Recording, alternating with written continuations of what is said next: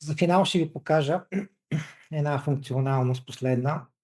А, накратко, няма да ви задържа много.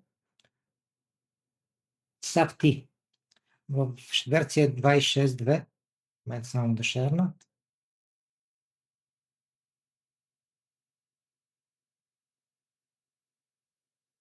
В версия 26.2 вече има възможност за подаване на стандартен одитен файл, като той вече работи, готов е, няколко фирми подадоха.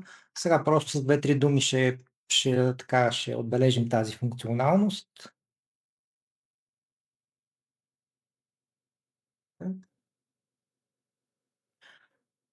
Първо, за да може да се подава SAFTI, сме предвидили нови таблици за така наречените номенклатури, които идват от държавата или от други места. В програмата има в главното меню нова секция регулаторни, където между другото са пренесени всички модули, които са свързани с ДДС, Интрастат, акциз и сега новото SAFTI. Така че ако ги търсите, може да ги намерите така в регулаторни. Така. За да може да се подаде SAFTI, е необходимо да се направи така наречен мапинг между номенклатурите, които са вътрешни в системата и номенклатурите, които са за SAFTI, тези, които са предоставени от държавата. В предната точка казахме, че там има таблици, където се въвеждат тези държавни номенклатури, така наречения SAFTI профил ги свързва тези номенклатури с вътрешните номенклатури в системата. И отделно от това се въвеждат и някакви други данни, които са необходими за подаващия, за фирмата, като един профил може да е за една собствена фирма, а може и да е за повече.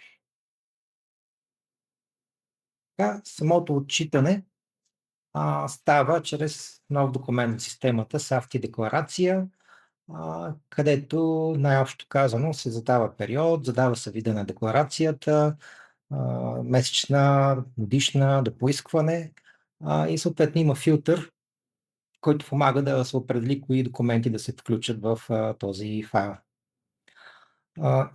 За да работи експорта, трябва да имате LegalBG, т.е. през LegalBG сайта става самия експорт. Това може да се интегрира в самия документ за SAFTI декларацията. Както казах, SAFTI експорта вече работи. Няколко фирми го подадоха за първите 2 месеца.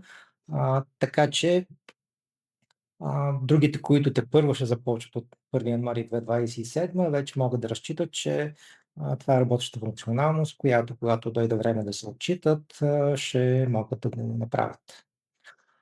Целта тук не е да разглеждаме модула в детайли, просто да го споменем, че вече има такава функционалност. Тези, които са го подали, го познават вече доста добре. Тези, които не са го подали, просто за сега да знаят, че това е функционалност, която е налична и може да се използва. Ние ще подобряваме, между другото, в следващата версия. До края на 2026 ще очакваме още една версия да излезе, където ще има подобрение в този модул. Това е, което исках да кажа днес и предавам на колегите да завършат.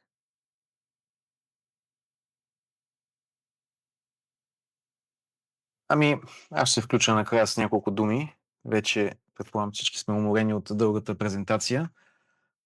Все пак исках да покажа и още нещо буквално за 1 минута, което пропуснахме по-рано. Тук съм в тестовата база и в традиционния search прозорец може да напишеме. Къде ще направя? Тоест искам да покажа интеграцията на оператора в web клиента.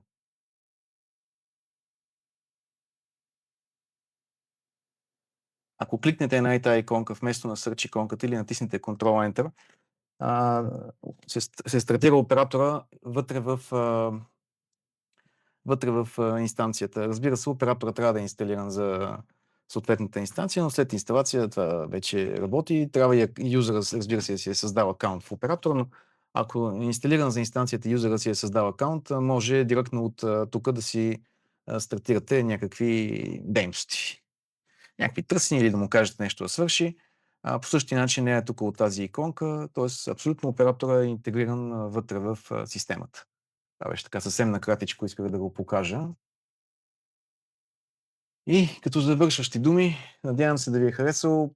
Адски много неща направихме тези 6 месеца. Надявам се, че така прави впечатление ускоряването, с което развиваме системата, многобройните нови посоки, в които сме се хванали и развиваме всичко паралелно. Както виждате, неща от сорта на Warehouse Management, те не са спрели да се развиват, заради това, че развиваме новите посоки.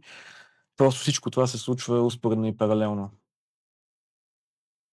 И така, следващата нова версия я очаквайте някъде до към края на годината.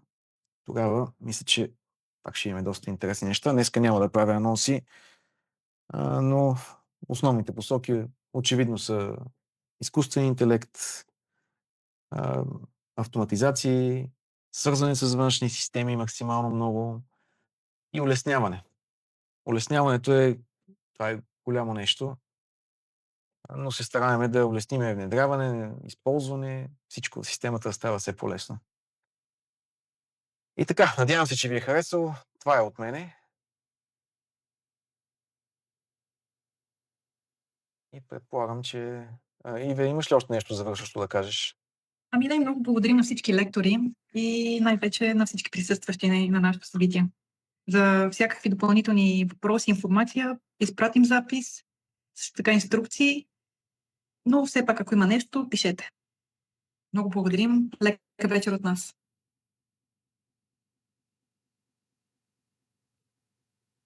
Благодарим и лека вечер. Лека, чао!